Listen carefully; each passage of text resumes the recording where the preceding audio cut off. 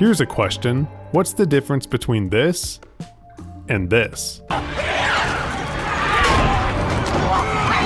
Well, to answer that question, we need a bit of context. This is George A. Romero's Dawn of the Dead, and it's the zombie film that changed everything.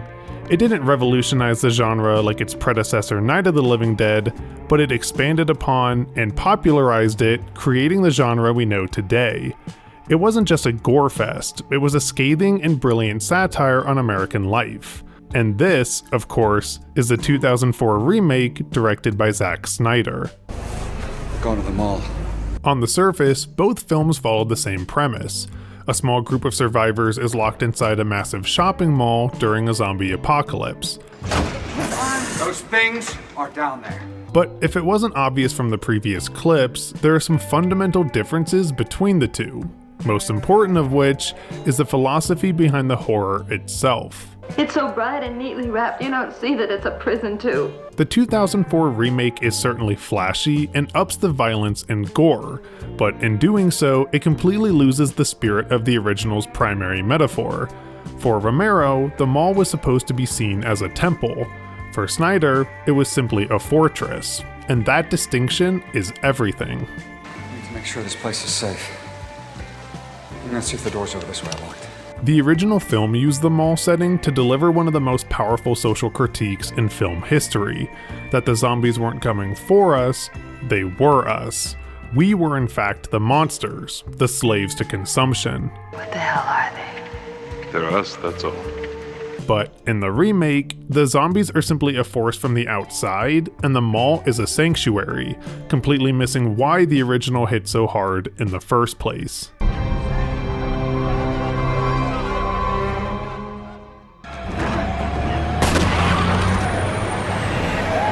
Perhaps nothing was more impactful to the zombies feeling like this outside force and the gutting of the original's metaphor than the decision to make them fast. Run! In the original film, the zombies are slow and clumsy, which was the entire point. They're supposed to seem pathetic. They're drawn to the mall not for malice, but simply by instinct, as though they have a necessity to return to their place of worship. They don't know why, they just remember. Remember that they want to be in here. They are literally the mindless and brainless walking dead, completely addicted to the act of consumerism, and their slow, stumbling pace almost makes us feel sorry for them. Over here! And the violence they commit is often secondary to their aimlessness. It's why scenes like this feel so darkly funny. They aren't particularly threatening, in fact, they're clearly somewhat regular people essentially going about their routine. The real threat is that you could be corrupted and join them in becoming brainless too. Maybe we got a good thing going here. Maybe we shouldn't be in such a hurry to leave. But the remake did away with this entirely, instead looking to 28 Days Later as inspiration to have the zombies run.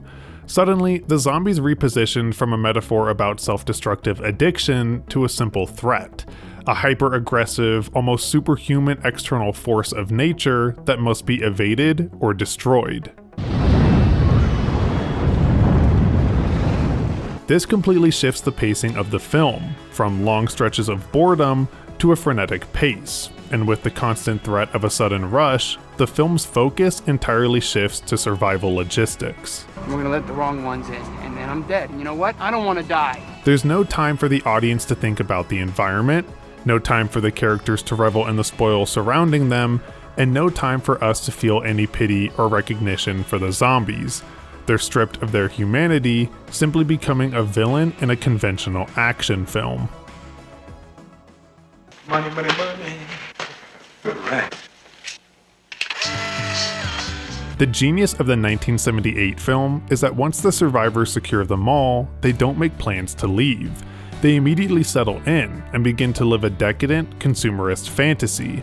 In his own words, Romero was trying to show that the real evil was that the survivors loved the mall. They go on shopping sprees, play tennis, drink, and indulge in the sheer pleasures of having everything they could ever want for free. You never know. Essentially, the mall stands as a symbol of materialistic values. It's warm and inviting, yet also cold and indifferent. and exposes what Romero referred to as the false security of consumer society. And he wasn't exactly subtle about it. I wanted to try to give it the same thematic core that the original film had and speak about some of my own ideas about society. And I don't think it's an underlying message. I think it's like in your face, right up front. This was an important place in their lives. The survivors achieved the American dream at the cost of their freedom and morality. And in doing so, they become just like the monsters locked outside, trapped by the same empty escapism and compulsion to consume. This place is terrific. It really is. It's perfect. All kinds of things. In the remake, however, the survivors treat the mall with a practical caution. It's a necessary shelter and nothing more than a storage unit for resources, removing any metaphorical power it previously had. My film needed to be done right when it was done because that sort of shopping mall was completely new. The heart of the story is based in that, and I didn't think the remake had it. The focus is almost entirely placed on the mechanics of escape, finding fuel, getting weapons, and setting up a communication system. They're practical heroes fixated solely on the external threat. I don't want to die here. The mall doesn't corrupt them, it keeps them safe from the terrifying zombies outside. They're literally saved by Western-style capitalism. They never become comfortable and decadent, they remain constantly stressed, focused on the singular goal of escape. There's some things worse than death, and one of them is sitting here waiting to die. While this makes for a better and more intense thriller, it completely drops the guise held by the original. Instead of a mirror reflecting the audience's own shallow desire to consume, we get a simple survival story. Alright. I ain't going anywhere without a gun. It tells you what to feel instead of compelling you to question why you're watching these people extravagantly shop while the world around them ends. Fran, we've got to survive. Somebody's got to survive. This thematic flattening isn't simply found in the mall or the zombies, it's also seen in the characters themselves. In the original film, they're intentionally flawed. Steven, the helicopter pilot, is an arrogant simpleton, and Roger, one of the SWAT troopers, goes about looting and killing the zombies in a gleeful way, as though he's having the time of his life. But that's the point. Romero's characters carry the flaws of the same society that created the zombies. Even the ending is rooted in this recognition, giving the audience a bit of hope as the character's decision to flee the mall makes it possible for them to break the cycle. How much fuel do we have? Not much. But the characters in the remake are a conventional ensemble of attractive and competent people. They're introduced with simple, clear-cut motivations. A nurse trying to help people, and a man trying to protect his pregnant wife. Whoa, whoa, whoa. Where do you think you're going? She's not going anywhere alone. There's no room for nuance. The film isn't about the internal struggle against greed, it's about the external struggle against an overwhelming enemy. If they were once previously impulsive or greedy, they become almost purified by the threat. It's such a shame that this whole end of the world thing is holding you back. It shifts the film from a social satire about the monsters inside us all to a story about a typical group of anti-heroes who have to fight the monsters outside. It's the remake's biggest burden, leaning so heavily into simple, moralized storytelling where everything is framed in black and white.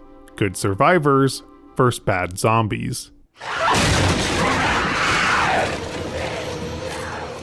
And that's why the 2004 remake, while thrilling and technically proficient, ultimately feels empty by comparison. It's a clear example of how you can take a masterpiece full of eccentric morality and challenging social ideas and just force it into the most conventional mold possible. One wonders whether it's worth saving. It's worth saving. It chose maximum adrenaline over maximum thought, and in doing so, it traded a timeless, scathing satire for an effective, yet ultimately forgettable survival thriller that stripped away anything that could have truly challenged the audience. Basic skills remain are more remembered behaviors from normal life. The original film forces us to ask, why did the zombies come here? Because we came here. They returned to the only place they knew and the place that consumed them. The 2004 film asks a far more simple question: how can we get out? Maybe they're coming for us. I'm Luke. When there's no more room in hell, the dead will walk here. Merry Christmas, Happy Holidays, and thanks for watching. I like this song.